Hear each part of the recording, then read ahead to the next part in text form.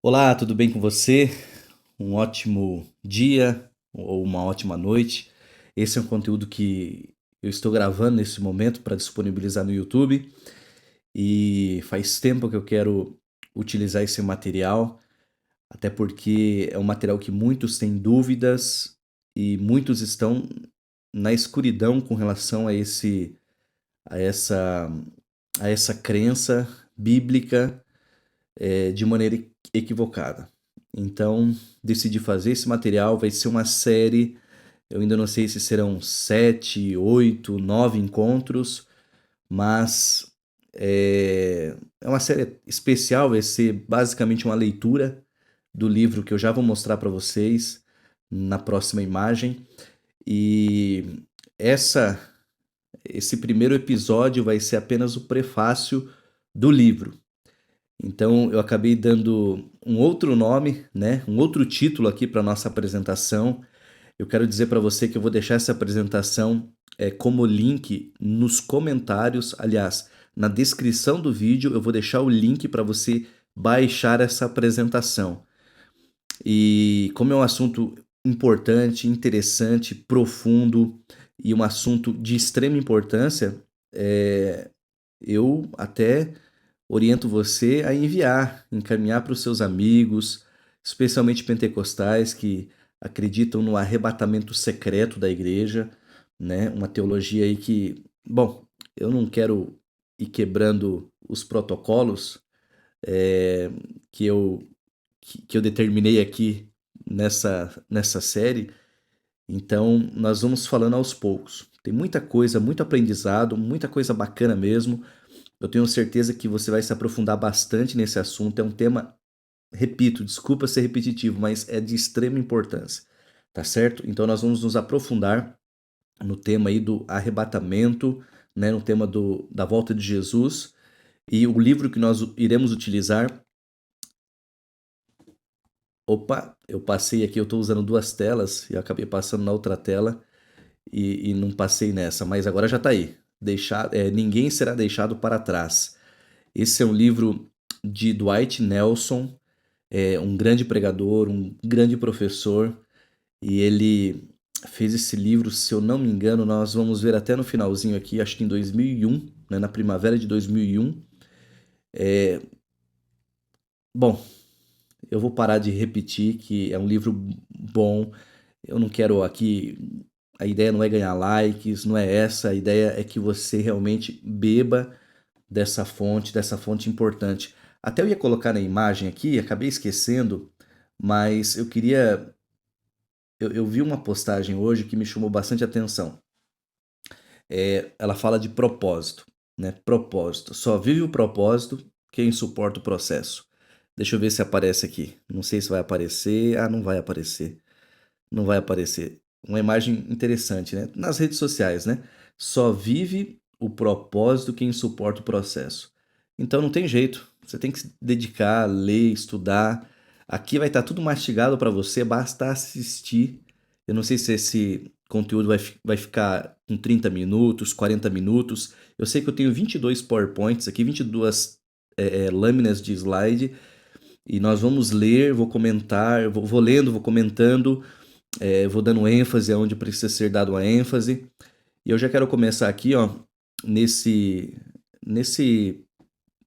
texto que está na contracapa do livro, né, do Dwight Nelson, e ele diz assim, ó, você já ouviu falar da série Deixados para Trás? Existe uma série de livros, existe também filmes, né, que fez muito sucesso. A gente vai estar falando agora na leitura sobre o material, sobre o livro, sobre Hollywood, né?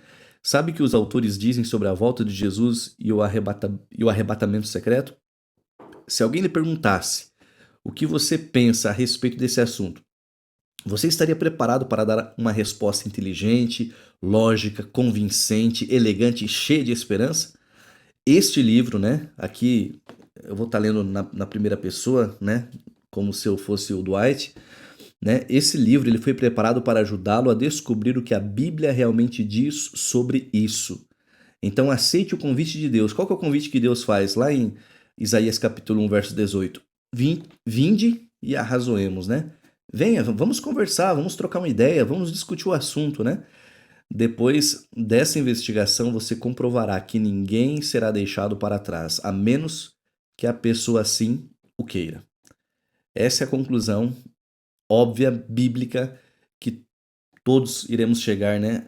Quando estudamos, quando nos aprofundamos nesse assunto, tá certo?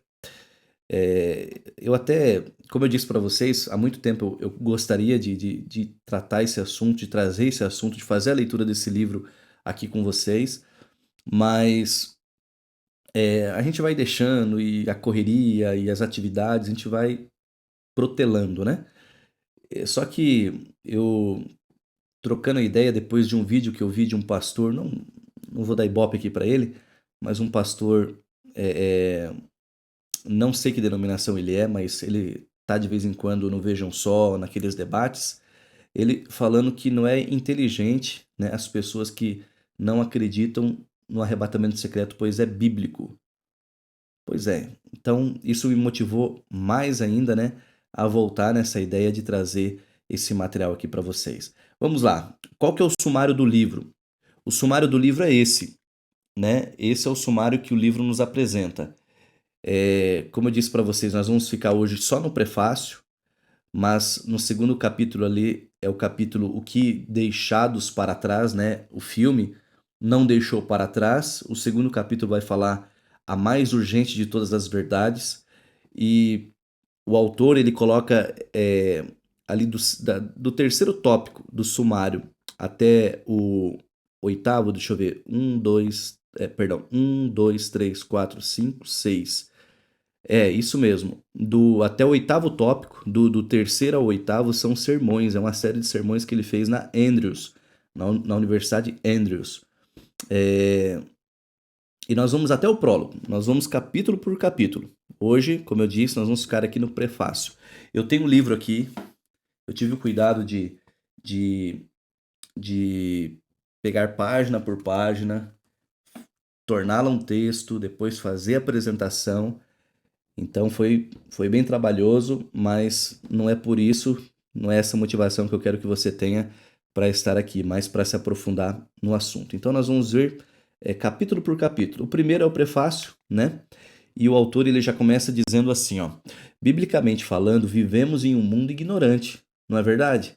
O mundo que não tem a menor noção de que Jesus em breve vai voltar. Bom, pela maneira como a humanidade caminha, não tem a menor maneira, né? Não tem a menor noção mesmo de que Jesus irá voltar. Leonardo Sweet, alguns nomes difíceis eu vou pedir desculpa para vocês, ou às vezes não vou nem mencionar, como o livro dele aqui em inglês, né? Em seu, às vezes pouco convencional, mas normalmente instigante livro, né? A tradução do livro é A Alma Tsunami, afunde ou nade na cultura do novo milênio. Conta-nos acerca de um grupo de pastores de Columbus, Ohio, que seguiu para Indianápolis para assistir ao ritual esportivo americano que acontece cada ano, a Loucura de Março. Esse é o nome do ritual esportivo, que são as finais de campeonato universitário de basquetebol. Nem bem os pastores acharam seus lugares no ginásio que estava lotado, logo notaram um sujeito. Eles olharam, né, do outro lado da arquibancada, do outro lado da quadra, havia ali, abaixo da tabela, um indivíduo. Isso mesmo, um sujeito sentado. E olha que interessante. Você também já ouviu? Sempre presente nos eventos esportivos, transmitidos em cadeia nacional, ele é o sujeito de aparência engraçada, com seus cabelos pintados de verde, alaranjado, né? Verde e alaranjado, e um cartaz tosco, feito em casa, onde está escrito João 3,16, o qual ele fica levantando sempre que a câmera, né, da TV aponta para ele. Ele deve ter um bom número de primos, pois como explicar a aparição dessas sempre presentes testemunhas de Jesus de forma simultânea nos diversos eventos esportivos em todo o país? Os pastores o viram, como também dois casais muito bem vestidos que estavam assentados bem ao seu lado. Quando você se encontra num ginásio lotado, né, onde há um, um aglomerado de pessoas, não é difícil, né, você escutar, mesmo sem querer, a conversa de quem está ao seu lado. É o que o autor aqui do livro ele diz, né? E os casais que estavam discutindo o significado daquele estranho cartaz, eles começaram a soletrar, né? JOAO 32 pontos 16, né? Era como eles estavam soletrando ele de voz alta. Talvez, olha o que um deles disse, né? Talvez seja um restaurante novo aqui em Indianápolis. Parecia plausível, até que o outro fez pouco caso da ideia. Quem anunciaria alguma coisa de valor utilizando, né, um sujeito de cabelos verdes e alaranjados em um cartaz feito em casa, né? E o autor coloca aqui entre parênteses, né? Talvez até uma lição para todos nós cristãos. Já sei, disse o outro sabichão, talvez seja o sinal para que alguém vá encontrá-lo no terceiro piso, né, a 116. E como diz o autor do livro, né, o Leonardo, estou já trazendo para o português o nome dele, o Leonardo, eles não tinham a menor ideia do que se tratava. Estavam em total escuridão quanto às razões que levariam alguém a segurar um cartaz com aqueles dizeres. Você vai ver, aqui só abrindo um parênteses, na imagem, você vai ver de vez em quando aparecendo um número, né?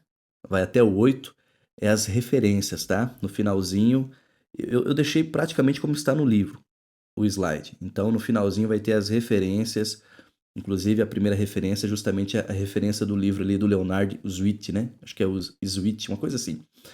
Então, veja, João 3,16 é difícil, né? Talvez para você, imaginar que alguém não entenda o que significa João 3,16. Inclusive, é um dos textos mais conhecidos da Bíblia. Mas existem sim pessoas que não compreendem, que não entendem. Biblicamente falando, vivemos em um mundo ignorante, o que significa que não seria prudente ou polido presumir que alguém conhecesse o verso bíblico do cartaz. Como eu disse, é o texto conhecidíssimo, né? De João 3,16, porque Deus amou o mundo de tal maneira que deu seu Filho unigênito para que todo que nele crê não pereça, mas tenha a vida eterna. Ali está a referência que vai estar também no final na última lâmina do slide. Este é um mundo biblicamente ignorante. Mas, mesmo assim, aquele cartaz estava certo.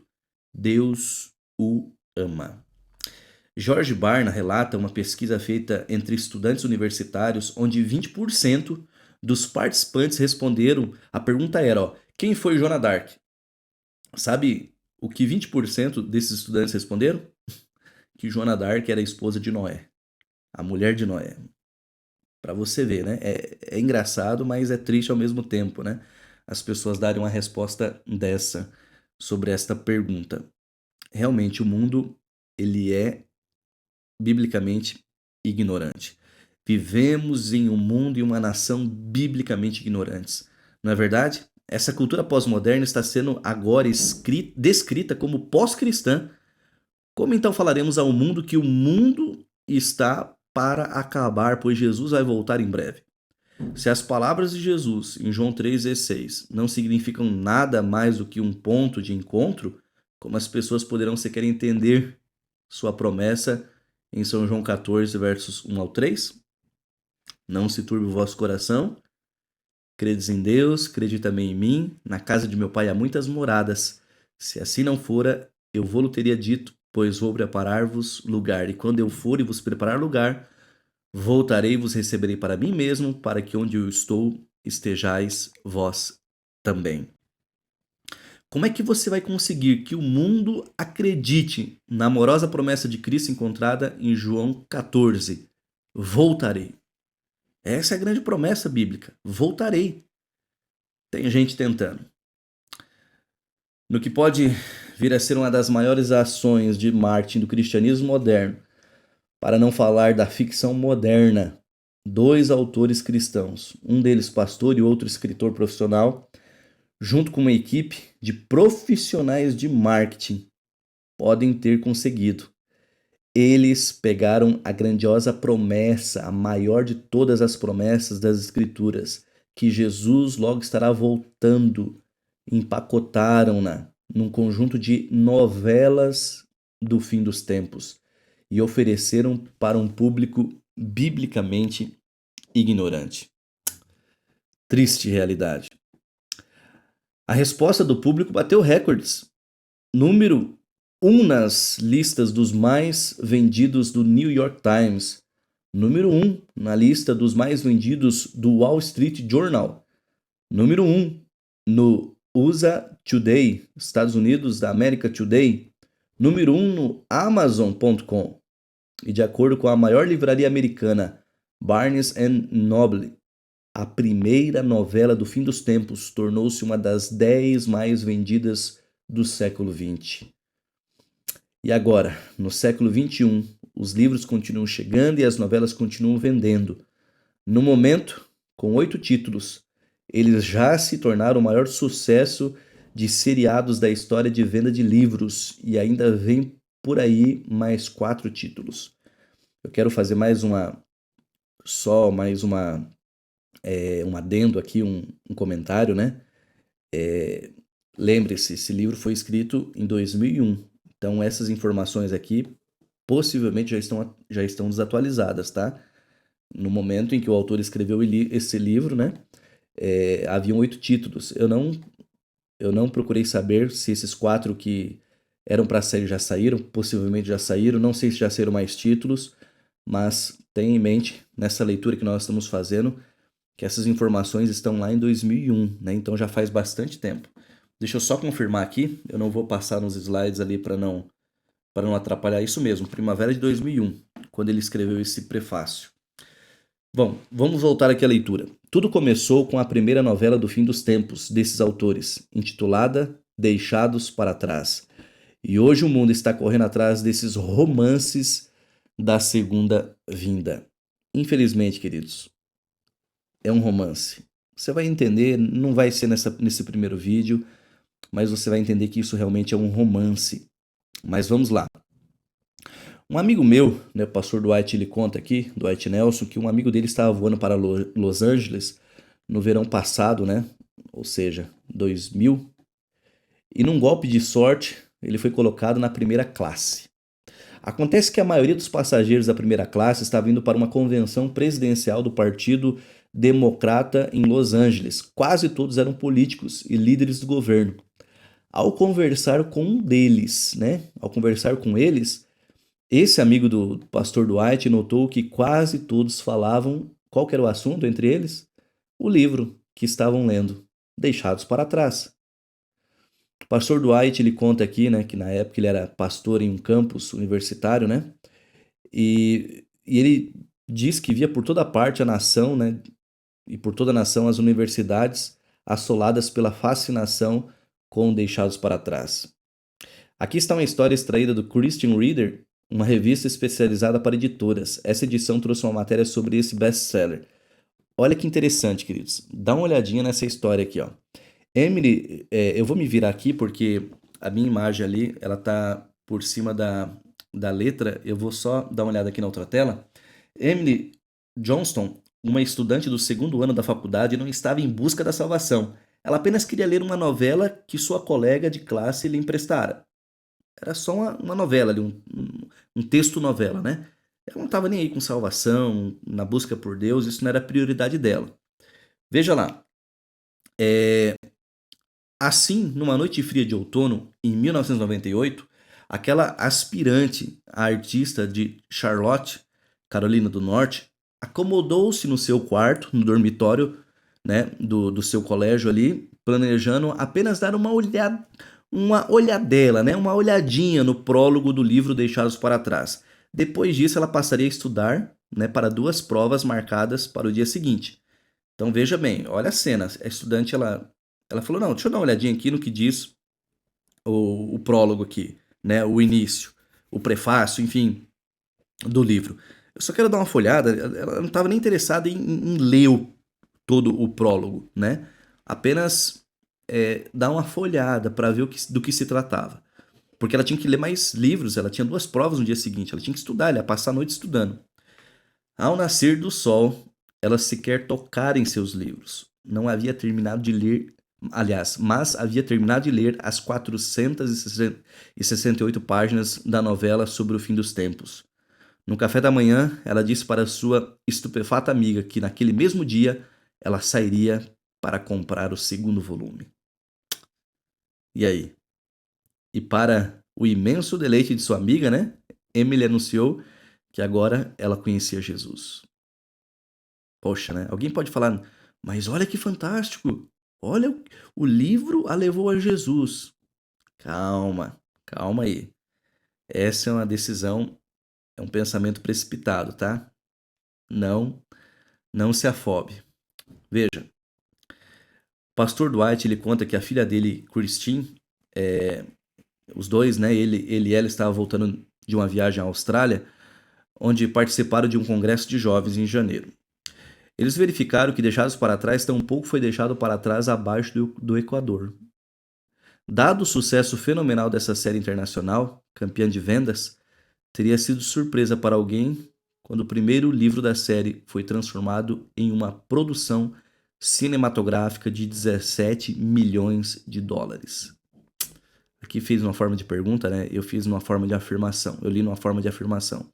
O filme Deixados para Trás estreou primeiramente em vídeo, com recordes de vendas, no outono de 2000, do ano 2000. Seus produtores esperavam firmemente que um lançamento do filme no cinema em nível nacional atrairia 57 milhões de americanos, de acordo com o website deles. Está aí a referência do website. O recorde de Hollywood para exibição simultânea de um filme em todo o país, na época, né? Lembre-se, nós estamos falando lá do início dos anos 2000. Era de 3.200 cinemas. 3.200 cinemas simultaneamente estreando um filme. Esse era o recorde. Os produtores de Deixado para Trás esperavam, de acordo com algumas fontes, que 3.800 cinemas, que seria um novo recorde, né? E muito bem superado, né? De 3.200 para 3.800, é uma grande superação, né? Exibissem o filme em sua noite de estreia, que foi no dia 2 de fevereiro de 2001. Eu assisti esse filme. O que temos testemunhado, e sem dúvida continuaremos a observar, é indubitavelmente o casamento mais sofisticado e high-tech de livro, tela e computador da história do cristianismo. Tudo isso para a promoção da breve volta de Jesus. No final do vídeo, deixados para trás, né? No final desse filme, há uma colagem de cenas dramáticas do filme reunidas para a apresentação de um clipe de uma música intitulada, olha o título da música, O Clamor da Meia-Noite. Estas cinco palavrinhas aí, elas formam de fato uma frase bem familiar para nós, que somos os descendentes espirituais dos Milleritas, né, de Guilherme Miller, cujo reavivamento americano, ocorrido em 1840, veio a ficar conhecido como o Movimento do Clamor da Meia-Noite. Veja, ao assistir à versão de O Clamor da Meia-Noite, né, o pastor Dwight diz aqui, eu vou ler na primeira pessoa, né, do Deixados para Trás, pensei, e pensar que chamamos a nós mesmos de adventistas, o que cremos, né, ou os que creem, né, na iminente volta de Jesus Cristo à Terra. É isso mesmo. Leais para com a forma e, mais uma vez, alguém nos toma a bola e sai correndo com ela. Só que desta vez, queridos, coitados, eles pegaram a bola errada, porque a bola capturada com a qual eles estão jogando está cheia de furos bíblicos, de furos teológicos. Tanto assim, né, e o pastor Dwight ele diz aqui, né, sem qualquer malícia, sem qualquer julgamento, mas com profunda preocupação cristã, que os buracos teológicos e bíblicos encontrados em Deixados para Trás são de tal sorte que deixam uma lacuna. Eu até diria que se um analfabeto em Bíblia ou não cristão aceitarem a interpretação errônea da Bíblia que é oferecida nessas novelas, e até mesmo se um cristão biblicamente alfabetizado aceitar a premissa falsa da série sem examinar as evidências da Bíblia, este homem, ou esta mulher, ou este jovem, seja lá quem for, acabarão sendo os que ficarão para trás no tempo do fim. Infelizmente. Daqui a pouco o livro, ainda nesse primeiro vídeo, a gente vai falar. é, no finalzinho, a gente vai falar sobre isso, mas eu já queria me antecipar um pouquinho. Alguém pode deixar assim, mas para aí, pastor, qual que é o problema? O importante é que eles creem. O importante é que eles são atraídos à Bíblia, queridos. Eu, quando comecei a estudar esse assunto, eu também pensava dessa forma, até me aprofundar. Há um perigo enorme, há um perigo grande em você acreditar no arrebatamento secreto. É por isso que eu, mais uma vez, faço aqui um apelo para você ouvir toda essa série que nós iremos fazer, para que você compreenda, para que você entenda, para que você não caia nessas ciladas.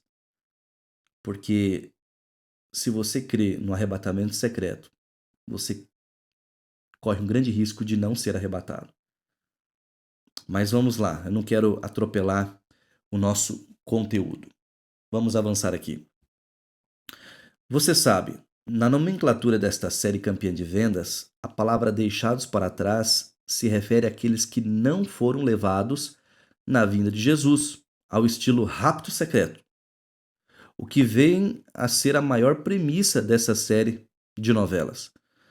De acordo com as novelas e com uma corrente até teológica que existe evangélica, né, de hoje, Jesus ele vem secretamente à terra e arrebata os seus santos, todos os verdadeiramente santos, né, salvos da terra, levando-os da terra para o céu. Em uma fração de segundos eles desaparecem, nada deixado para trás, a não ser as roupas que eles estavam usando, né, as quais são deixadas em uma pilha junto com suas joias ou outros acessórios, enfim, aquilo que estiver em seus corpos, né? Todos os bebês, recém-nascidos ou ainda não nascidos, todas as crianças e todos os cristãos verdadeiros são arrebatados da terra antes da terrível tribulação de 7 anos começar. O que ocorre com a assinatura de um pacto com Israel, né, pelo líder das Nações Unidas, que posteriormente se torna o temido anticristo e domina o mundo a partir de uma nova Babilônia reconstruída no deserto do Iraque. Isso eu estou dizendo qual que é a visão daqueles que acreditam no arrebatamento secreto. Pode soar absurdo, mas devo dizer-lhe que no contexto de uma complicada trama existente no livro, o leitor é compelido a continuar a leitura volume após volume. É instigante. Lembra da história lá da Emily, né? Ela leu, deixou de estudar para a prova porque ela estava lendo e passou a noite lendo, já queria ler mais. É que nem aquela série, né, que você gosta, que você e termina justamente te deixando com curiosidade para começar outro capítulo, você às vezes para e assiste 3, 4, 5, 6 episódios porque não consegue parar, é instigante, né? Aquilo é um amaranhado, né? Uma armadilha que acaba te enredando. O que você dirá então quando seus colegas de trabalho, de escola, seus vizinhos vierem lhe perguntar: qual é a sua opinião a respeito de deixados para trás?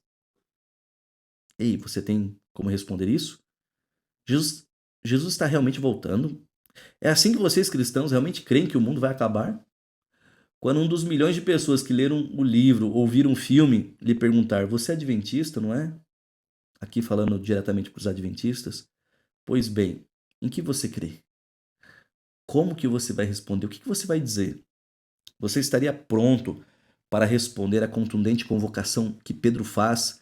Estejam sempre preparados para responder a qualquer pessoa que lhes pedir a razão da esperança que há em vocês? Pois bem, agora que a breve volta de Jesus chegou ao topo da lista dos mais vendidos e também as manchetes, não seria o momento de você e eu nos prepararmos para dar uma resposta inteligente, lógica, convincente, elegante e cheia de esperança a essas pessoas, né? As perguntas que elas fazem num mundo aí biblicamente ignorante em que a gente vive? Trabalhamos, né? Vivemos, trabalhamos, nos recreamos, nos divertimos. Foi por essa razão, Dwight Nelson diz aqui, que este livro, né, o qual começa com uma série de sermões que preguei na igreja é, lá no campus da Universidade Andrews, foi preparado para você. Ali no ponto 5 você vai ver no próximo slide, né, que é o último. Aliás, não é o último ainda não, perdão. Ainda tem mais 3. você vai ver que tem até um site, tem vídeo e áudio para você assistir, mas está em inglês, né?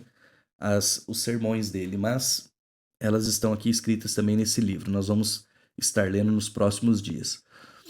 Desta maneira, você poderá dar uma razão da esperança que você tem para quem lhe perguntar. Uma bendita esperança que não está crivada de buracos teológicos e bíblicos.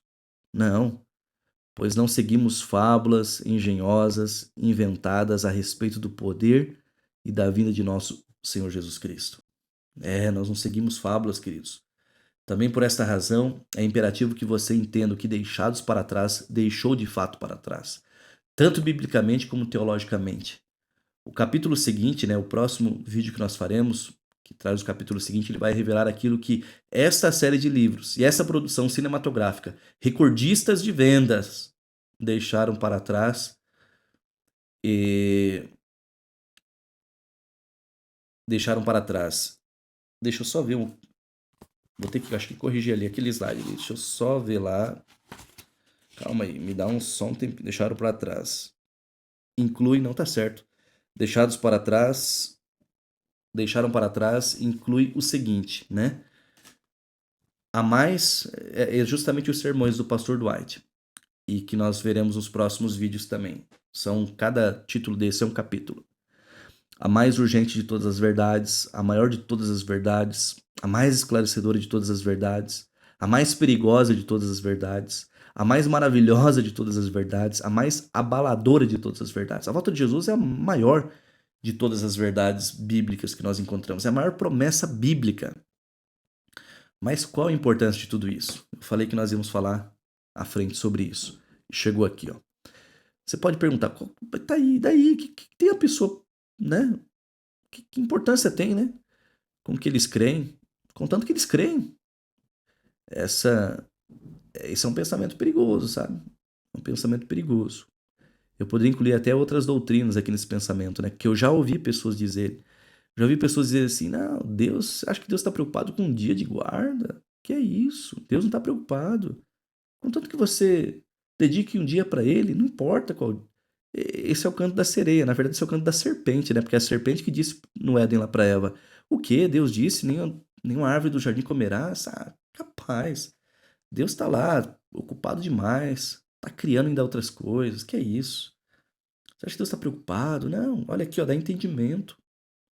Eva viu, né? Ouviu, se atraiu e acabou caindo no pecado. E você pode. Deixa eu ampliar um pouquinho mais. As pessoas dizem assim: ah, o que importa é que está indo na igreja. Não importa qual. É a mesma coisa que dizer que qualquer caminho que eu pegar, eu chego em determinado lugar. Não, se eu pegar a direita, eu vou para um lado. Se eu pegar a esquerda, eu vou para outro. Se for uma encruzilhada e tiver 4 caminhos, eu para cá eu vou para um lado, para frente, para trás eu vou para outro. Enfim, não é todo caminho que leva a Deus. Não é todo caminho que leva a Deus. A questão, meu amigo, é que se eles não enxergarem, aqui vem o perigo. Isso aqui é a cereja do bolo de todo o livro. Se eles não enxergarem o que deixados para trás deixou para trás, eles mesmos serão tragicamente deixados para trás no final. Então essas questões são de fato muito críticas, né? Eu, se eu fosse tradutor aqui, usar outra palavrinha, né? São questões preocupantes. É uma questão muito importante para a gente dedicar um tempinho. O que a Bíblia diz? Vinde, pois, e arrazoemos. É o convite que Deus faz tanto para os questionamentos quanto também para a integridade intelectual. E assim nós devemos fazer, arrazoar, arrazoemos. E no final dessa investigação, você terá 6 guias de estudo, né? Para auxiliá-lo, dando todas as razões para ter a esperança que você abraça para o Cristo que você segue. Nosso último slide. Muito bem. Veja. Pois sem esta razão, né? Dwight continua. Como nós poderíamos pronunciar a última oração que contém na Bíblia, né? Com confiança, apaixonados, né? Por essa oração. O que diz lá no finalzinho, Apocalipse 22, verso 20? Ora vem, Senhor Jesus. Ora vem, Senhor Jesus. Aqui está o nome do autor, Dwight K. Nelson. Ele escreveu em Barron Springs, Michigan, na primavera de 2001. Mas é um livro aí que realmente merece toda a nossa atenção. Aqui estão as referências, né? Como eu disse, você pode buscar. Eu vou já até criei o link, coloquei no meu Drive e criei um link para compartilhar. E eu vou colocar aqui na descrição do vídeo que você já deve estar em mãos, se você está assistindo, porque ele já está tudo pronto. Mas eu, nesse exato momento, eu vou salvar aqui com carinho, fazer uma capa e postar no YouTube e espalhar aí para os nossos irmãos. Lembre, envie para os seus amigos, especialmente nossos irmãos da Assembleia, os que creem na linha, né, dispensacionalista, né? É o dispensacionalismo que crê nessa visão do arrebatamento secreto. É uma doutrina para eles muito importante, mas se eles forem sinceros, sempre há sinceros, né, que estudam, que vão averiguar, e nós não devemos ter preguiça, né? Nós devemos realmente cavar. A Bíblia fala: examinais as Escrituras, porque julgais ter nelas a vida eterna, são palavras de Cristo. O examinar ali no grego não é um examinar superficial, não é uma leiturinha da Bíblia, não. É um estudo aprofundado. Então, aqui vai estar tudo mastigadinho para você. Vou deixar tudo pronto, tudo salvo para você pregar na sua igreja, para você usar como material de consulta, enfim. É um material riquíssimo, pode ter certeza. Deus nos abençoe. Quero terminar com oração. Querido Pai, por favor, que o Deus Espírito Santo seja a nossa luz, o nosso guia, e que nada que falarmos aqui venha de nossas paixões, venha do nosso coração, mas venha diretamente do céu. O Senhor nos deixou a sua palavra e com estudo, com humildade, nós poderemos, sim, aprender o que o Senhor tem a nos dizer e evitar doutrinas que podem até nos tirar do céu, Senhor. Abençoe esse irmão, essa irmã que está assistindo esse vídeo, que muitas pessoas tenham acesso a esse conteúdo, a esse material e possam se libertar de uma teologia errônea, de uma teologia que pode levá-los à perdição. Por favor. Eu peço também toda a motivação, forças, ânimo, fé, coragem para. Só estamos iniciando, esse é o primeiro material, os outros a gente vai preparar ainda, que o Senhor nos dê todo o discernimento e também nos proporcione a coragem para terminar esse material até o fim, porque é um material extenso, é um livro curto, mas é um material que dá um pouco de trabalho para montar, para ficar tudo mastigadinho para os nossos ouvintes, para os nossos para as pessoas que estão tendo contato com esse vídeo, Senhor, ou com esse áudio. Deus nos abençoe, abençoe a mim, abençoe a eles. São bênçãos que eu peço em nome de Jesus. Amém. Queridos, um grande abraço para vocês. Deus abençoe. E vamos estudar a Bíblia. Vamos estudar a Bíblia porque é nela que nós temos a vida eterna. Um grande abraço. Tchau, tchau.